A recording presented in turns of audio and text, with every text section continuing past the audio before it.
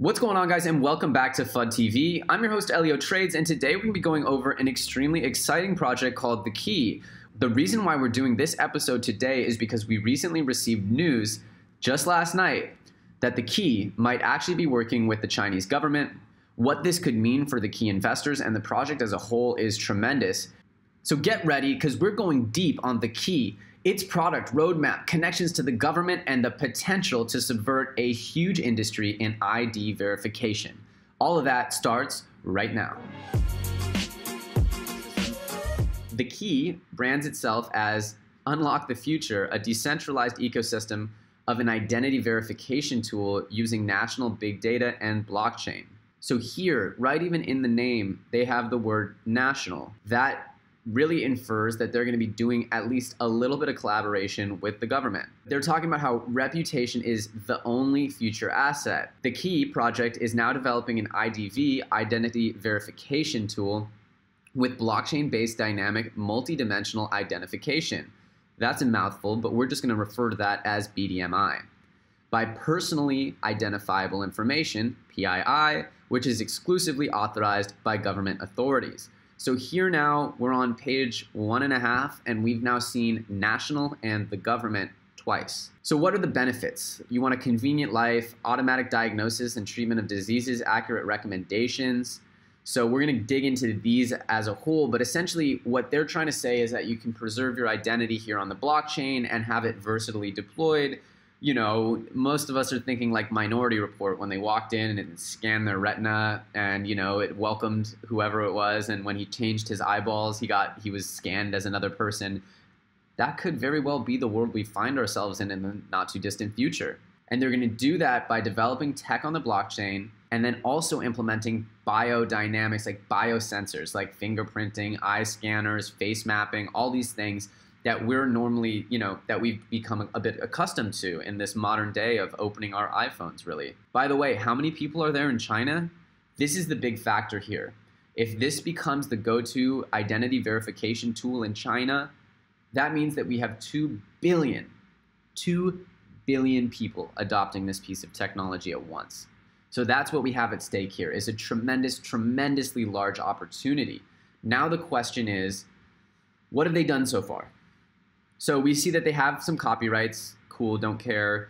They have their IDV, first generation, is in use for mobile social insurance pay in 2 pilot cities, and they have 41 cities that are currently being deployed, and it's covering more than 130 million people.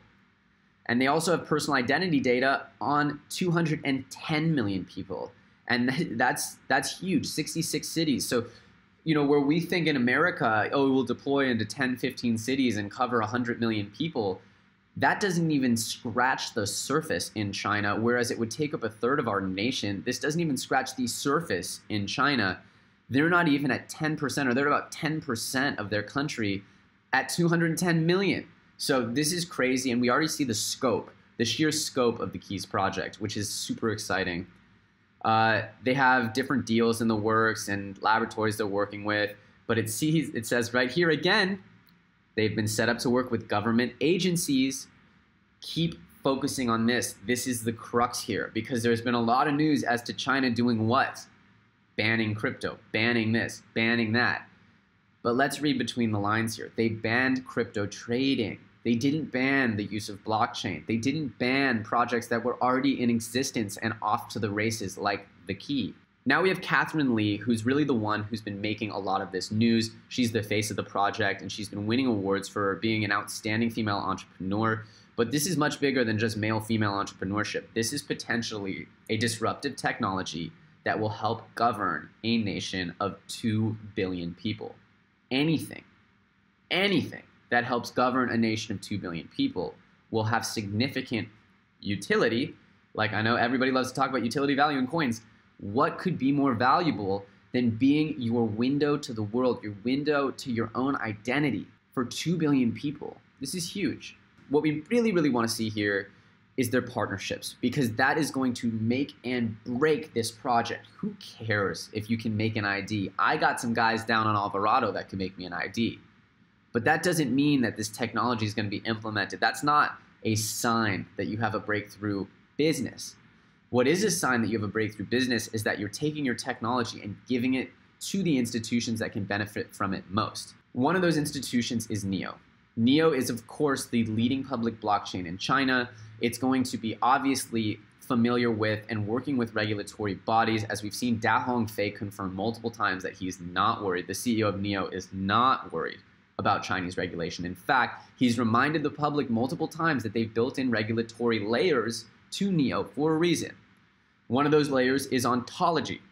Now, I'm going to link the video to ontology, but ontology is going to manage all these different ID chains, insurance chains, legal chains, these sort of nuts and bolts of the economy. And one of the ways it's going to do that is by linking with ID providers such as TheKey. The way this will work is NEO will run apps that will access TheKey through ontology or maybe just directly. But there is a reality that TheKey, NEO, and ontology can all play nicely together. It's not one or the other. It's not like NEO goes away because there's TheKey or ontology goes away because there's TheKey.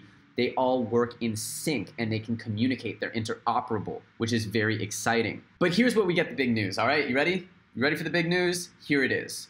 TheKey CEO Katherine Lee has been appointed into a significant national advisory role in the social security industry. She will sit alongside the CEOs of various multi-billion-dollar banks such as the Bank of China and ICBC Bank. Invited by the Social Security Administrative Center of Ministry of Human Resources and Social Security of China, Katherine Lee was officially appointed as the Vice President of the Council of China Social Security Magazine on Feb 1, 2018. China Social Security Magazine was supervised by the Ministry of Human Resources and the Security of China, Social Security of China, sponsored by Social Security Administrative Center of Ministry of Human Resources of Social Security of China. Okay, guys, this is a mouthful. What is the point? The point is that Katherine Lee, the CEO of TheKey, has just been appointed to a government position that's a media-focused government position within the identity sector of the government. Come on, guys, put the dots together. Put the dots together. TheKey is looking like it's going to be one of the frontrunners, if not the frontrunner, for helping manage identities on the NEO platform in this new blockchain world, and potentially, it could be the go-to solution for the entirety of the Chinese identification system. This could be 2 billion people using the key. And it could also be that anyone who wants to use products on NEO has to use TheKey. Here we are in the keys charts, and rough math on the total supply here with the token trading value would lead you to a market cap of about $200 million, which is not small, right? That's not a small project. That's not like some baby fresh out of the crib project where you're like, oh, if it only gets one partnership, it can 10x. No. This is going to be one of those projects where you just need to understand what you're hoping for it to do. But what we're hoping for is to see an adoption by the Chinese government and hopefully an implementation. We want this to be required, okay? We want TheKey to become the new ID, right? We want this to replace your driver's license, replace your passport. We want TheKey to be the most reliable form of identity verification.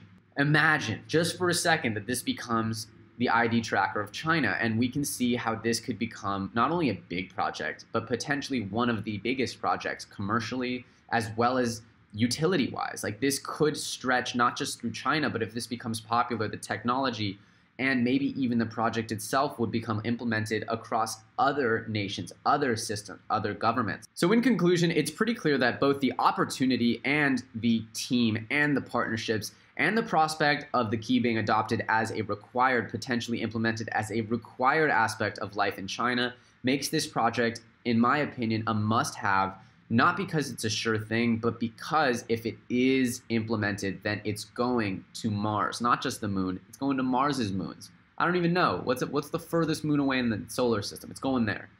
At any rate, this is a huge opportunity. They've got tons of partnerships. They've got a massively good team. They've got investment from NEO early on, partnerships with On-Chain and NEO. They've got a relationship now directly with their CEO as a member of a council in the Chinese government. Come on, guys. The writing's on the wall here. TheKey's going to the moon. I'm not saying to buy this right now and put all your savings in it. I'm saying that if this trajectory, if the story that seems like it's being told continues in this direction, then TheKey investors are in for a seriously good moonshot. Thanks so much for watching this episode on The Key. If you enjoyed this content, please smash that like button. And of course, leave a comment below. Let us know. Did you enjoy this review? Are you holding any of The Key? Are you excited about this project? Also, if you want to help us out, sharing the broadcast is really the ultimate form of flattery on YouTube. It really helps us know that you enjoyed this content, and it helps YouTube know that you really enjoyed the content and shares it to more people. Once again, please remember, we're not financial advisors, and everything that you've heard here is just our opinion based on publicly available information. If you are going to invest, please do so, do your own research, and do so at your own risk. Thanks so much for watching. I'm Elio Trades, and we'll catch you on the next episode of FUD TV.